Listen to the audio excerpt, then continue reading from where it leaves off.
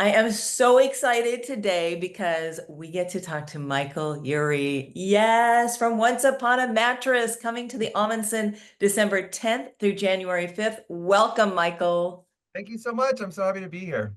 Yay. Tell us, for people who don't know, what Once Upon a Mattress is about.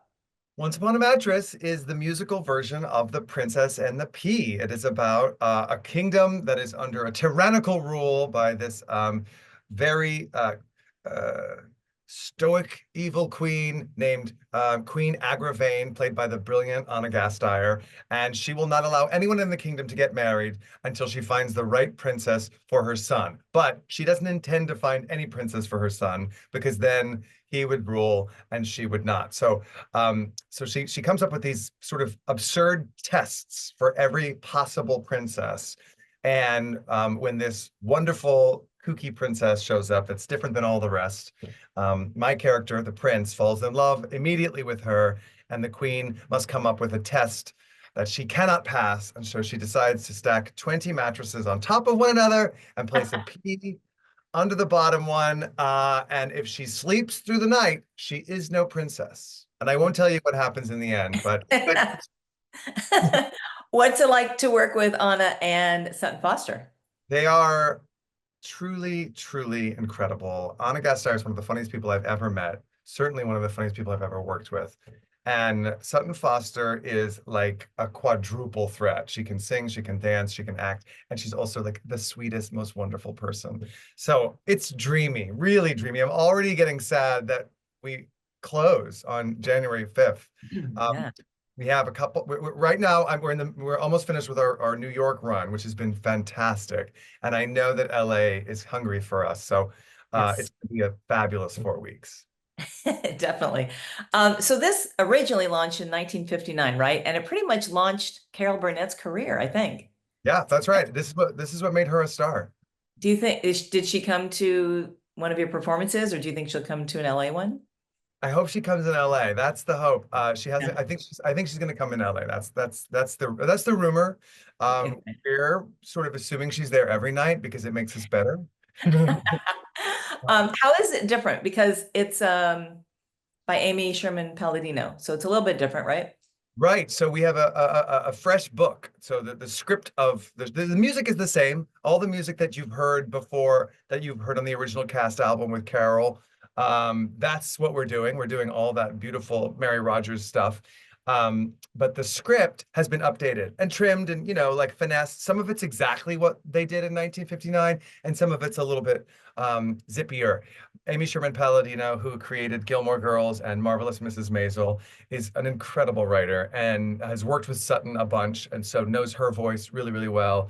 And the two of them have come up with a sort of new Fred, a fresh Fred, a modern Fred, and that's her character, by the way. That's the name of her. She's Princess Fred, and it's really good. The audience is loving it. It's fresh and surprising and really funny. I think that's the biggest surprise for people when they come. They think they're going to come see an old fairy tale that's great for the whole family, but it's also really fun.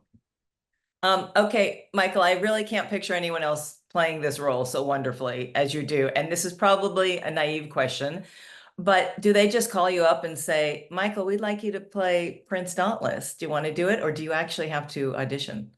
Well, they did. I did not have to audition for this. They did sort of call me up and say, "Hey, would you play Prince Dauntless?" And I did not know this show. This was not on my radar. Uh-huh. But I knew Lear de Bessonet, our director's work, and I knew, of course, Sutton's work, and I had worked with Sutton on Younger, and I knew Amy Sherman-Palladino's work, and I love this series, Encores, which is this wonderful series in New York where they take another look at older musicals. So I said yes immediately without reading it. Wow. And then I went, and then I said yes, and then I went and read it and listened to the music, and I was so glad I said yes. So are we. Um, can you just tell us real quick that great story about the first time you're on Broadway with Nick Jonas? Oh my gosh. Well, yeah, Nick and I, so we were replacements and how to succeed in business without really trying. He replaced Daniel Radcliffe, and I replaced a great actor named Christopher Hankey. and we rehearsed together, just me and him in a bubble. And the crazy thing about doing a Broadway show is when you're a replacement, your first night is everyone else's like 100th night. And so Nick and I mean, it was my Broadway debut, and Nick and I went on one night that was really just a Tuesday for the rest of the cast.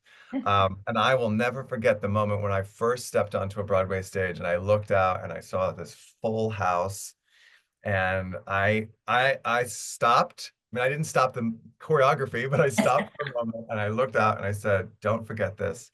This is your Broadway debut. This is special." I love that. What's the most rewarding part about playing this role, Prince Dauntless? Prince Dauntless starts the show as essentially a grown up with Arrested Development. He has sort of been kept childlike by his mother, and by the end of the show, he becomes a man. So playing a character that has a very clear and defined arc, where basically you watch him over the course of a few days. The play only really takes place over the course of a few days. You watch him grow up and become a man.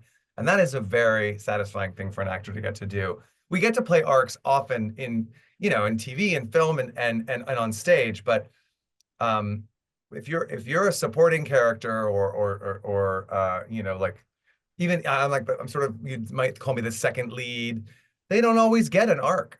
They don't always get to change before your eyes. But this version, with what Amy has written and what Lear has encouraged me to do, we are showing a real definitive arc of a man, and it's very satisfying.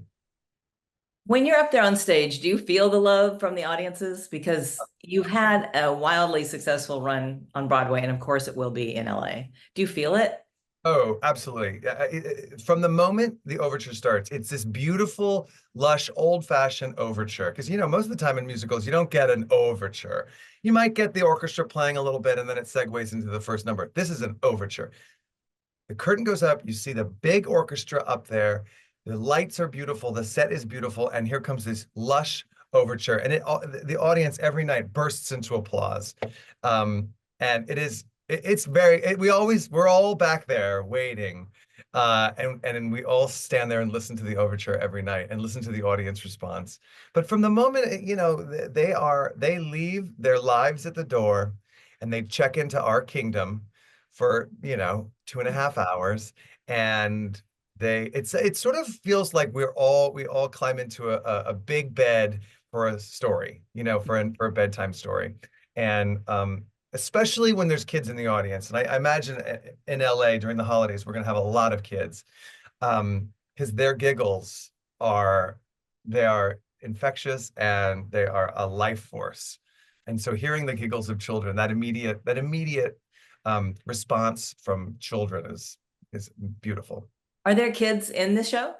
No kids in the show Oh, because there are no children in our kingdom, because no oh, one's allowed to get married. So, oh, right. okay. So that's why it's a funny little plot point, but no one's Yeah, allowed to get married until the prince gets married. So there's no children. okay. Oh, what do you hope people leave with, audiences? What feeling, or what do you hope they remember? I hope that people, I have a number in the show where my father has been has a spell cast on him where he's not able to speak, and we have a number where he basically tells me the birds and the bees, but without words, his own version of miming, and the wonderful actor David Patrick Kelly plays my dad, and it's very funny, him trying to explain the birds and the bees without words, to basically a child. Um, and the adults laugh a lot, and the kids laugh too, because they're watching this funny old man do all these funny things, but they don't really know what they're watching. They don't really get it. And one of our director's son came to see the show, and he's too young to understand what that number was about, but he loved the show. And when it's over, I figure it out. I say, "I love you, Dad," and he says, "I love you too." He signs "I love you too" to me. It's this, and then we walk off arm in arm. And Lear said that when her son saw the show, at the end of that number, he turned to his dad and hugged him. So Oh, I think what I hope people walk away with is they hugging each other. I hope that they leave the show and wanna hug their dads or their moms or their loved ones or their kids or their grandparents. I mean, it's really a show for anybody. You can come if you're 5 years old, you can come if you're 85 years old. And I just hope people walk out a little more in love with each other. awesome. Okay. I know I should end it there and you have limited time, but I just have to ask you just like maybe two more questions. Is that okay? Yeah, Okay. sure. So Ugly Betty, Shrinking, Partners, Maestro, Goodrich. Oh my goodness. Do you have a favorite? Or this is probably like hard to pick, right? Very hard to pick. Right now, Shrinking is my favorite because it's on right now, and I get to imagine going back to it. Like, we're gonna start shooting season 3 soon, and people are loving season Yay. 2, and I couldn't be more grateful for what the writers have come up with for my character this season too. That's on right now. They have gone deeper and further than I ever imagined. It's no surprise they're incredible writers, and there's a lot of characters on our show, and that they find time for all of us to grow and change and blossom um, is terrific. So right now that's my favorite, but golly, working with Michael Keaton on Goodrich and Bradley Cooper on Maestro, I'm having a lot of pinch me moments lately. That's awesome. Yeah. Well, I love that you recognize it because I wonder Um, if sometimes people mm, maybe aren't in the moment and don't realize it. So it's refreshing that you do. Just to wrap up about Shrinking, Jessica Williams. Oh my gosh, I Gabby. know. I just look at her picture and laugh. She is so funny. You, She's both of so- you're my favorites in the show. I shouldn't say that, but oh my gosh. And I'm happy to hear that they're going to expand your character and, we'll see more of you. I was hoping for that. Um, Yeah, okay. yeah. And so on the horizon, you're so busy. You have this, which wraps up in January. You have Shrinking. Any works in the future? I've got some irons in the fire. Nothing official. I go back into Shrinking shortly after we finish Once Upon a Mattress. I'd love to do Mattress again sometime. I don't think I'll be done with it when we finish. We'll see if there's a life for it afterwards. Yeah. Um, I won't stay away from the theater very long though. That's sort of my addiction. I'll end up back there Yeah. as soon as I can. But That's but I'm awesome. looking forward to being in California for a while and doing some more Shrinking. What do you love about LA? Oh, well, something I have discovered since doing Shrinking is LA has terrific restaurants. I don't think that I knew that in the past when I would go to LA. When I would go to LA before, I think I become more of a foodie. Um, but they have terrific restaurants. And I'm not just saying this because I'm on your show right now, but Mhm. LA also has really good radio. Thank you. And what And station do you listen to when you're and here, I do Michael? listen to 94.7 the wave. I really do. Oh, okay. One more time. I got to hear it again. 94.7 The Wave. It's a Broadway single. Yay. Thank you. Thank you for listening and thank you for making time because I know you're super busy and we can't wait to see you in this and more of you in Shrinking as well. Thank you, Maggie. Thank you. So if you would like to get tickets, go to centertheatergroup.org. It's playing December 10th through January 5th. Thank you again, Michael. Thank you. My pleasure.